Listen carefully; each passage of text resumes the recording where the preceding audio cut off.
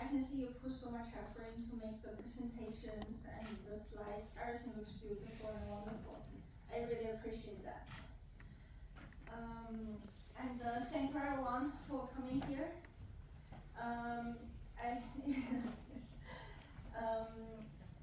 Today I will present you my PhD studies.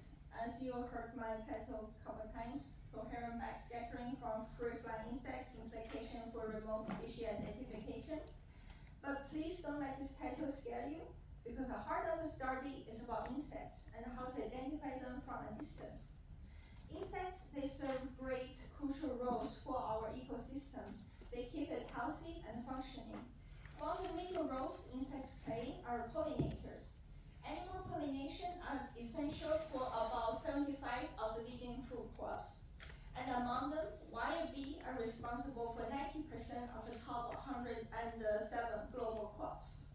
However, with increasing human activities and global warming, there is a worrying trend we're observing is over the years, even though there's increasing among the bee specimen reported throughout the years, the diversity of the bees is actually dropping, especially since the year 1990s. And the thing about insects is even the bees are in decline, but there are some insects actually thriving with this warmer and changing environments. For example, the European spurge bark beetles. Even though I don't have the population data directly on the bark beetles, but you can see the increasing amount of tree deaths over the years. You can see the great impacts due to them. So those beetles has become serial forest pests. They cause widespread of damage across Europe.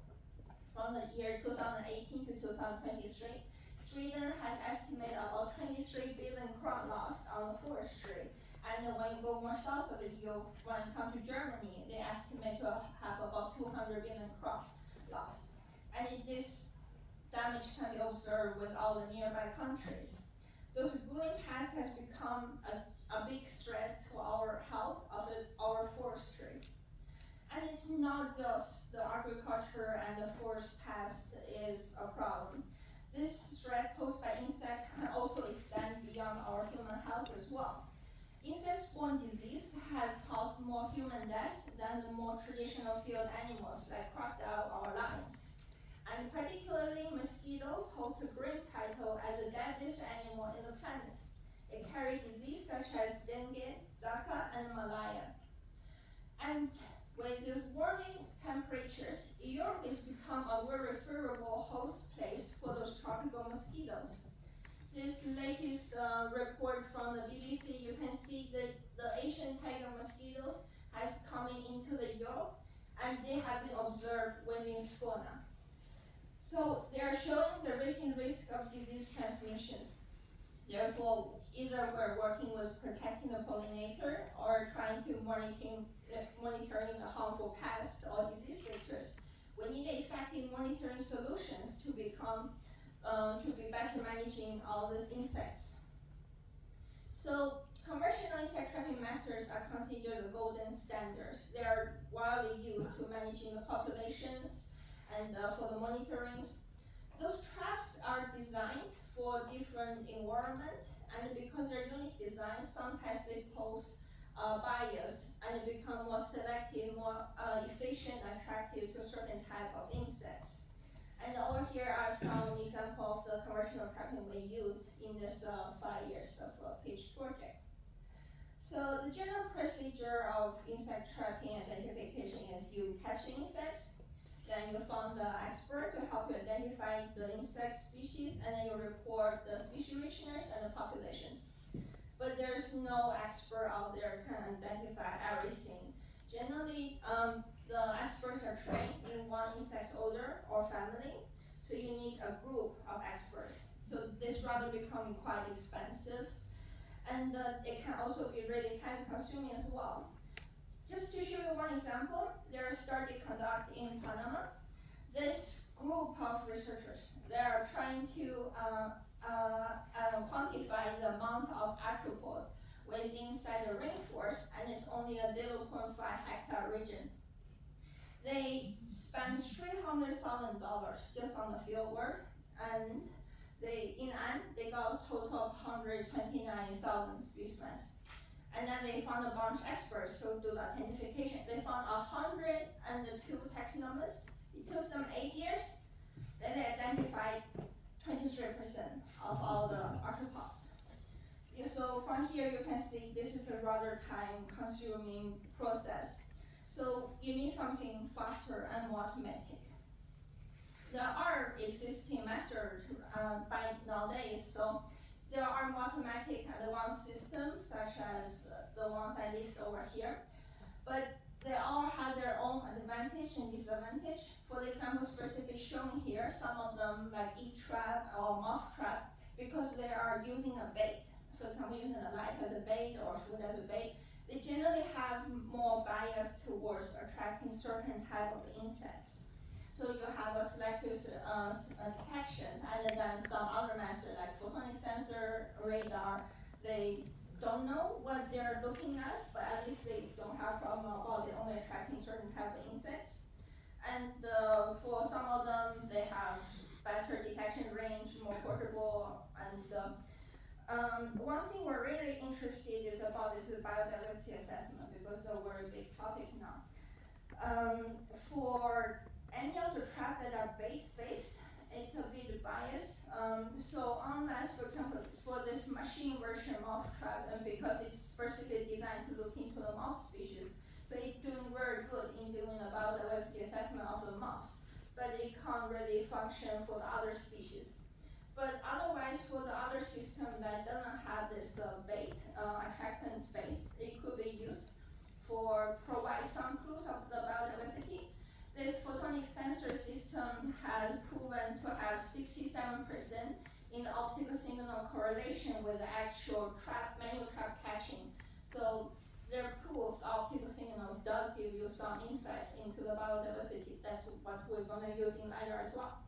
So now if we go into the LiDAR, we don't have attractants, but we also don't really know what we're looking at before my PhD. And we use maybe frequency also as a proof identification. LiDAR has a really long detection range, so we can have many insect counts every day. It's really good when you have a high number count. It makes it easier to perform the biodiversity assessment. It's really portable, and we get also the flight behavior of the insects, so you can study what their direction are, and then biodiversity assessment, how good they are.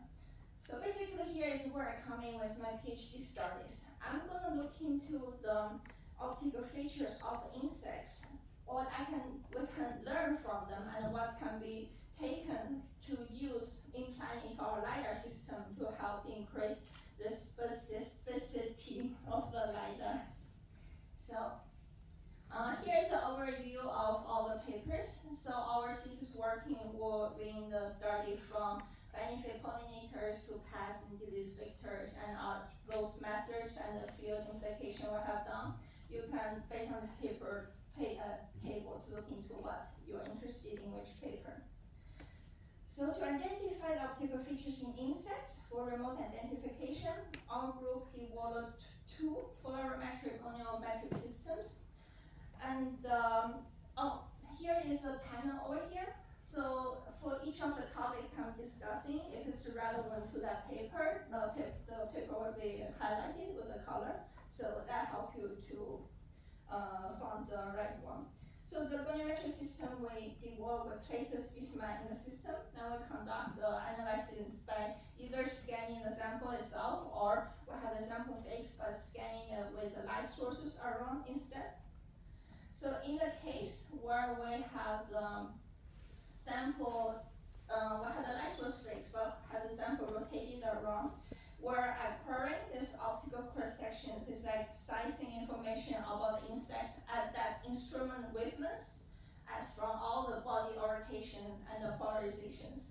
And as I said, by pinning the insects at a different anatomic plane, you can get this information from all different angles. And effectively, you build up a lookup database that takes into body orientations into considerations.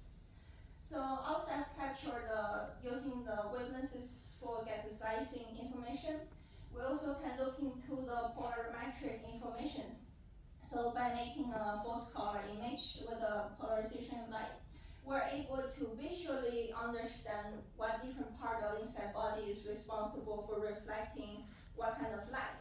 As you can see over here, we get this really strong bug flash from the membrane, and this is the most coherent light reflected from the insect bodies. And then the elytra and the body are generally more depolarized.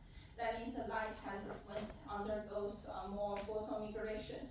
But this bug flash will be the one who holds the key for the remote insects identifications. And then another setting with the goniometric system where the sample is fixed in a stage and the light sources rotate around. We captured a phase function. It's basically the angular distribution of scattered light are at this instrument wavelengths.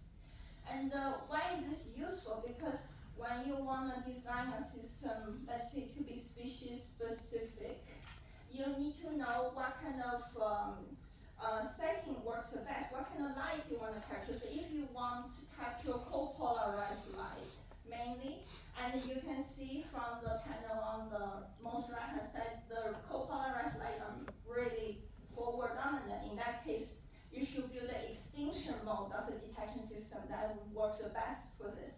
But if you are also interested in capturing the depolarized signal, which can be quite, backward scattered, then in this case, building a backward scattering detection method would work the best for this purpose. So by capturing the scattering angle, you can better plan your instrument design. Outside the goniometric system, we also use a hyperspectral camera to capture the optical signature of the insects.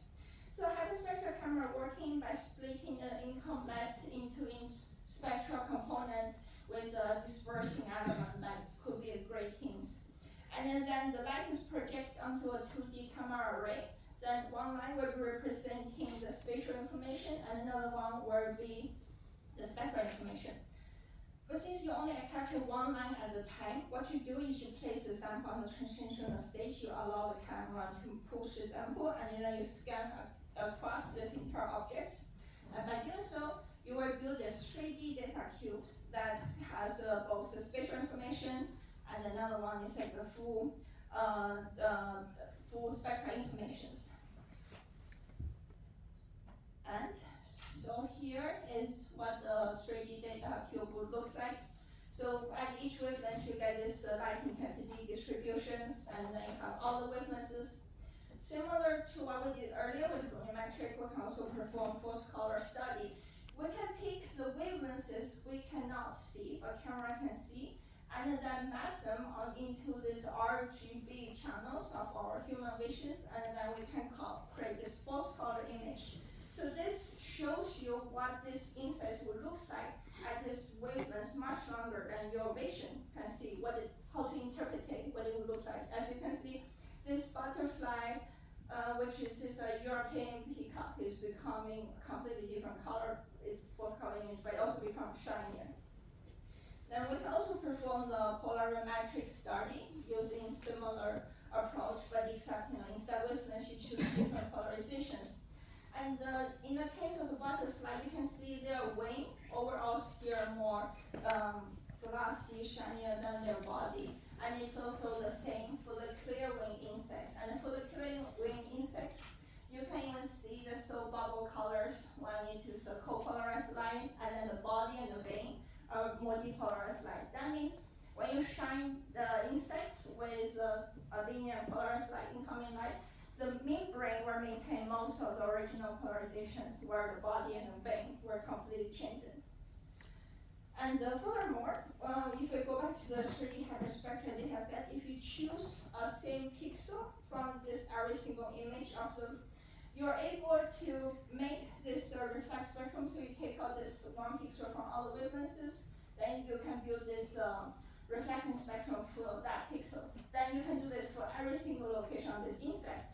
So you can capture this optical properties on every single spot of this scanned objects. So we're going to use the help of the hyperspectral camera to help us look into specifically two types of wings.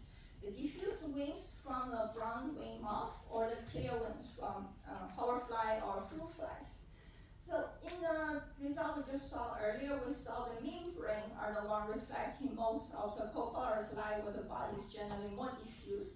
That means the membrane help you to maintain more of the coherence of light. If you wanted to increase the signal to noise ratio with your LiDAR detection, and if you want to see more insects overall, that we should maximize the signal from the wing rather than the body, because the body is diffuse, it will drop way faster, where the wing signal will maintain much more higher coherence.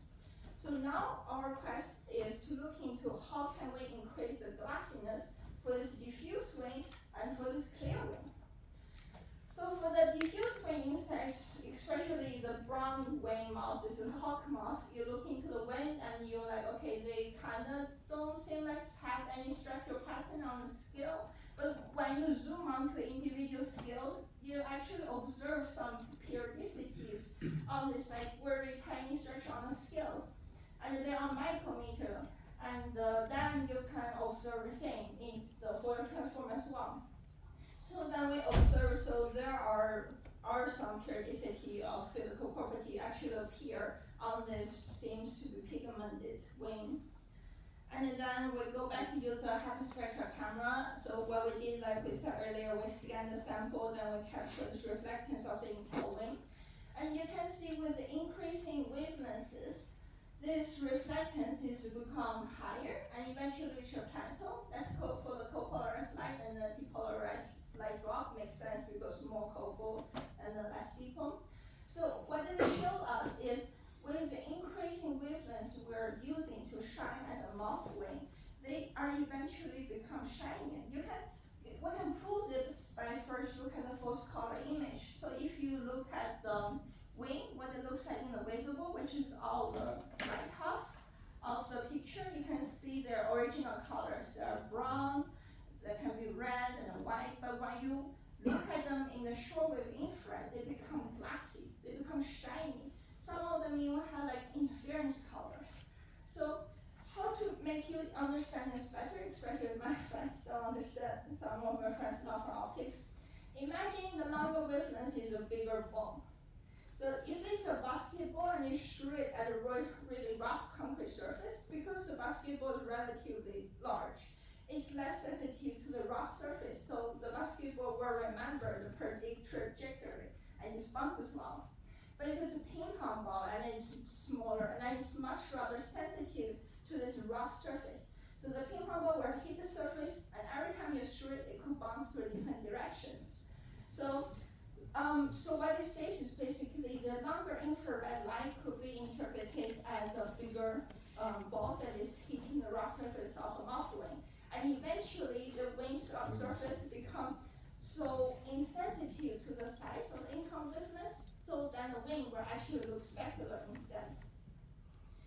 And then we capture its reflectance, and we look at it in between all the moth species, and we observe they are quite different between them. Then we parameterize them, for example, into the ring roughness or this steepness, which describing how quick it reached the plateau. And from here, we see they're quite different between the species. And because they're different between each other, now we have this idea, could it be these differences we see in the reflectance is because their surface structure is different among them. To confirm this, that's why we did the SEM on all the moth species, and that actually proved we were observing the same thing. So which in the infrared we observed there should be a surface differences among the moth, and that is confirmed with SEMs later. And interestingly, this moth species I specifically tag out here, they are pepper moths. You can see in our infrared studies on the right hand side, they are quite apart between each other. That means they have different optical properties. And also in the SEM, they're also apart from each other, so they have different physical surface properties. That was actually quite a shocking news to some people, because this pepper moth has been using as example during the British Industrial Revolution, as an example of how different degree of melanin changes for this pepper moth to better adapt to the environment. After we published this paper, then people contact us and realize, oh, so it's not only the melanin is changing, there are structure is also changing between different morph type, and it's proved with both the SEM and the reflectance. So it's go beyond just the pigmentations. Okay, so from the diffuse wing, we know we just increase the wavelengths, and when we go longer, eventually they become shinier. But how about the clear wing? Is that the same thing? So if we just go to a longer wavelengths, do we get higher signal from the clear wing as well? Then we go back to use a hyperspectral camera again. So clear wing, some of them are more easily, you can observe this wing interference patterns. As one shown over there, you can see them maybe in fruit fly more commonly because they have much thinner wings. So different color you see there is because they have a different thicknesses responding to this thin film interference. So if we use a hyperspectral camera, we scan the sample, and we analyze the reflecting spectrum from a thin wing spot that's from there. This is a fringe you get. And then from this fringe, we perform the thin film calculation. Then we know how thick that one spot is and how modulated the signal can be. And then if we pick the signal from thicker region, and then you can see the fringe become much narrower, and then of course the thickness become thicker. But just by doing that for every single spot of the wing, we're able to map out this wing thickness distribution. At the same time, we're able to map out this modulation depth. So you can see the thinner area of the wing are more modulated. So therefore, they are more responsible to reflecting most amount of light back, where the wings are much thicker. And then we found another very interesting phenomenon is, so right now I only pick one pixel at the thin spot, but if I just integrating the entire wing, I still have a fringe. And this fringe, we call it effective fringe, which describing this entire wing. And then by parameterize it, we get this effective wing thicknesses, which could be just one value that we use to describing this one wing. And with the help of the amplitude and the bias, and you can see this effective fringe is a bit modulated, but it seems to eventually become quite strong and a longer wavelength. This seems to be in agreement with the diffuse wing, that if we go higher wavelengths, it becomes more shinier. However, because we still have to take into consider of the thin film effect. So when we perform a surface roughness study and the reflex of the wing, so we're trying to figure out that goes to the longer wavelengths would make the specular wing actually become shinier. The similar goniometric system used, but except the detector instead of camera was a spectrometer. Then we put this clear wings and then we rotate it. And then with the goniometric, we calculated this surface roughness value over here.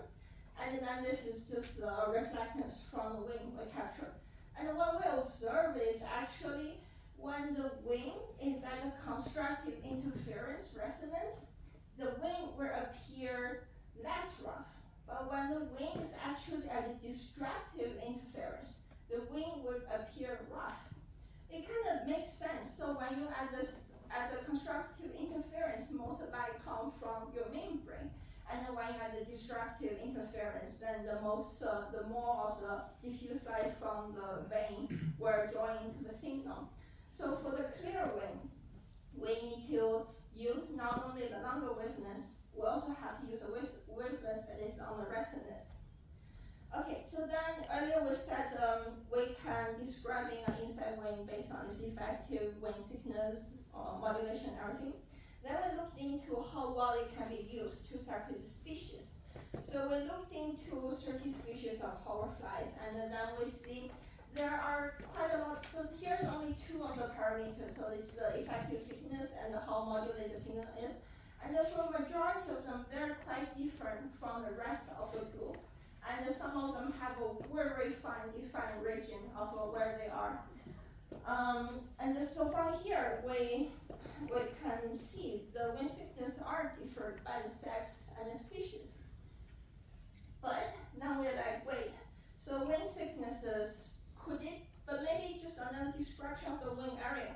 Because imagine you have a block, magnet block. If you make it bigger, it actually isometrically scaling with it. What is the same case as the wing thickness and the wing area?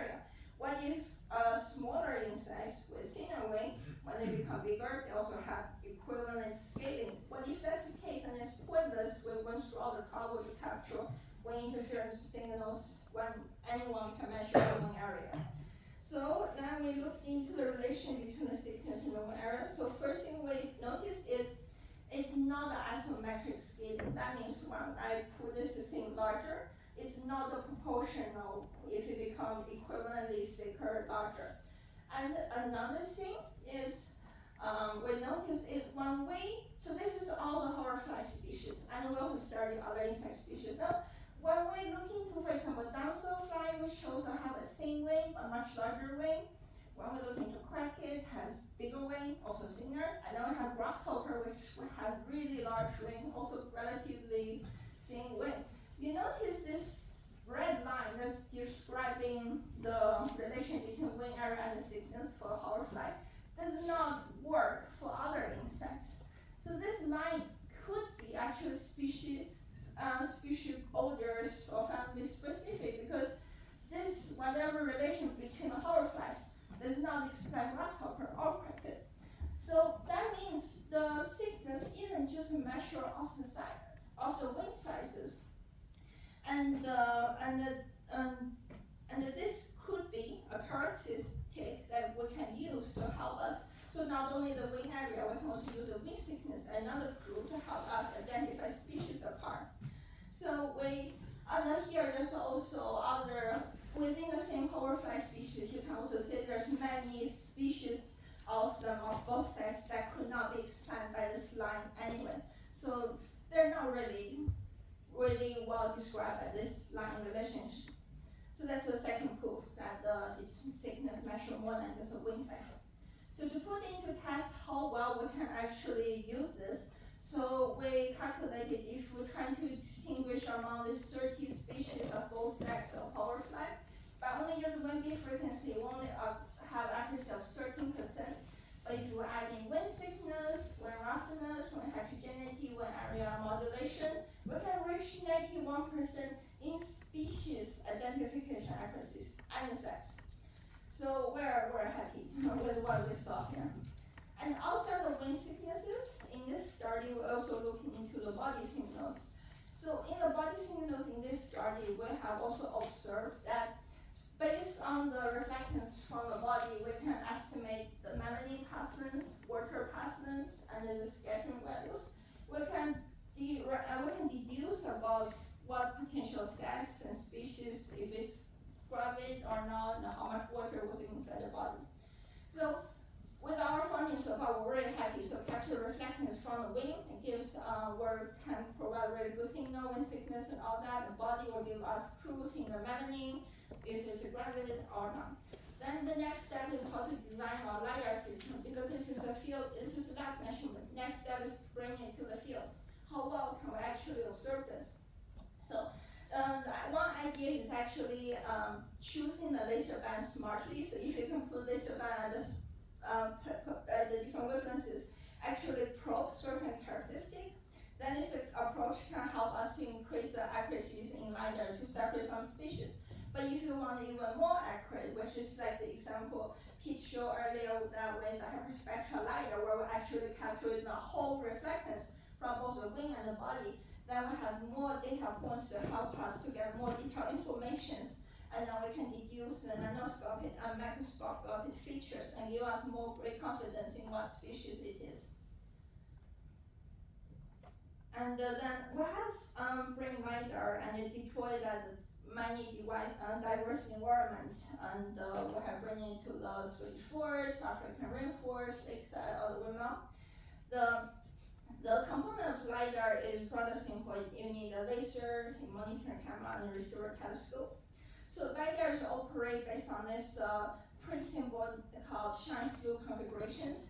So because it's a very special way how you tilt the camera and align the field with you, you're able to capture multiple projects with inside the field with you in one exposure.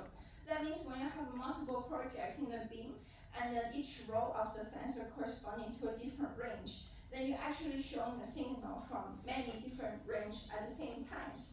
So in the example here, now we will be able to, in the LiDAR signal, to see the butterfly at the same time. And this is like a very standard function of the LiDAR. So LiDAR can be used to create such as time and range distribution map. It has a very high temporal and spatial resolution compared to any manual catch, like manual labeling catching. You can only make a snapshot as specific to one location at a time for the amount of catches, while LiDAR could continuously monitoring 24 hours, 7 days non-stop, and you have much better temporal and spatial resolution. So this LiDAR can done easily no matter what. But then the next step is what more we can add in to improve it. So here is an example of a single band LiDAR signal, and this envelope is what the body signal looks like and has correlated to the actual insect, and those spikes are the wing signals. From those data, we get the body sizing, wing sizing, and also the wing beat frequency. But we don't really like to only use wing beat frequency to distinguish species, because sure, sometimes it works. When you're trying to separate a butterfly or bees apart, they are very far apart in the wing beat frequency distribution, so you can separate them apart. But if you look into more insects, odors, or species, this overlap becomes more complicated. And many other things such as the sex, the temperature, payload, humidity, and wind speed would also affect this wing beat frequency of the insect themselves. So therefore, wing beat frequency alone is not a very good clue to performing species identifications. So then, as we learned from numeric and the hyperspectral study, we are able to distinguish some signal, for example, from the polarimetric signal. So then we developed the polarization LiDAR, and we're trying to see how well it performs. So in the polarization LiDAR, we have adding the specificity that we can separate the wing based on the specularity, because different wing depends on the surface. It could be more diffuse or more polarized. And this was shown in their power spectrum, where you have already specular wings. You will have more fine defined overtones. When you have a diffuse wing, then you have less. This is useful when you have to separate species and share very similar size and wing beat frequency, but it could be very different on the wing structure, like if you're trying to separate Lepidoptera and some slow flying insects. And then here's a dual-band LiDAR. I'm happy you really like this, because I really like the dual-band LiDAR signal as well. So I think this result we have here is really fascinating, because we showed in the lab study that the wing interference from the wing, so the wing itself, because different thicknesses, it is rather sensitive to the incoming wavelengths. But as a pilot study, we only started with 2 different wavelengths just to try out things, and we actually see a great difference. So in the signal over here, there's just more typical data where they look almost identical, except the 808 is much weaker than 80 in both the body and the wing signal. It is because the melanin is much stronger observed at the shorter wavelengths. But here is where the funny thing happens.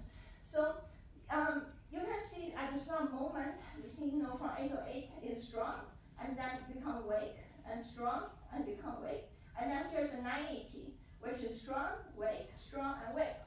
If you only have one wavelength, what you're going to capture is the signal that's only describing by one of the color.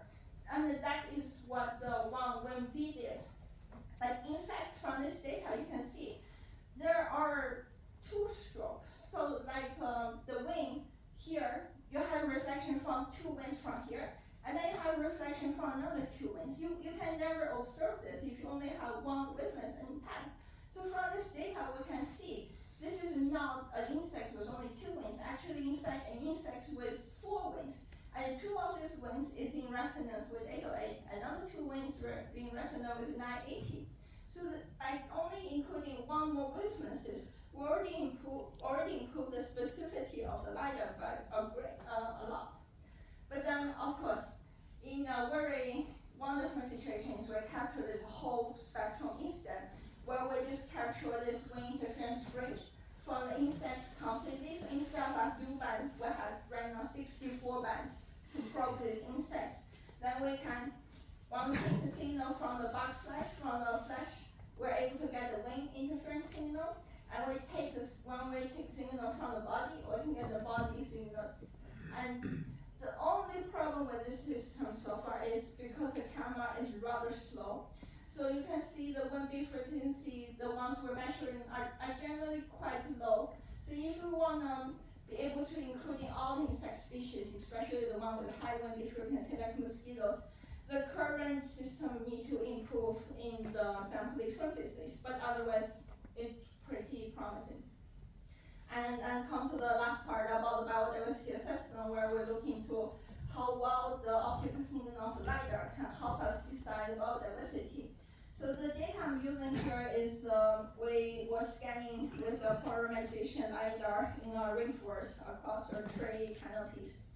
And first of all, LiDAR gave you very good information in the population counting, and we're able to see at different tree layers, there's different activities. Among the canopy layer, you have more.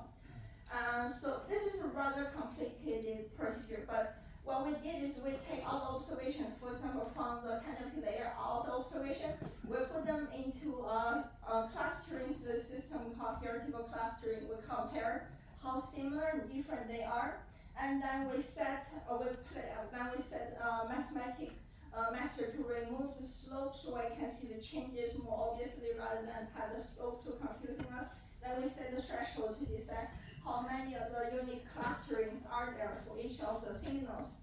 And by doing so, when we perform the same thing on all the data that for the different tree layers and throughout 3 days, we can actually have a quite consistent readout. For example, the number of observations for all the canopies for different tree layers was rather consistent among the 3 days. But you can see the biodiversity was quite changing for 2 of the different layers, and for the bottom layer was rather stable. So this has shown that the LiDAR signal has a promise in helping you to representing the biodiversity in the diverse environment. Even though we don't expect it to have like a one-to-one accurate identification of the species, but it is showing somewhat correlation, like a proxy of the biodiversities. So here I'm come to landing. So here's a collection of all the findings. So with the help of the lab environment, we were able to help to separate between the glassy diffuse wing and separate the wing and the body signal based on the polarimetric. We learned for the diffuse wing, longer wavelengths help you to capture higher signals from the wing and they become shinier. For the clear wing, you need to pick a wavelength at higher wavelengths but also add the resonance. And then we build a database based on all the lab measurement, and then the LiDAR was field implementation where we actually tested. So all the LiDAR had the capability to measure wind beat sizing, get hundreds of observations per day, make this average distribution. But each single different LiDARs would show different things, where polarization LiDAR help you separate diffuse and specular wing. Dual-band LiDAR help you to show separate the insects because of different wind thicknesses.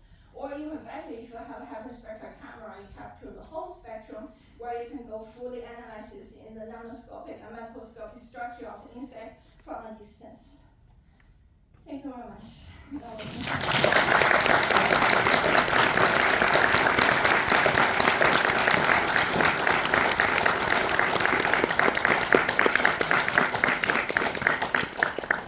Okay, that was amazing. Thanks a lot. And it's time for a short break.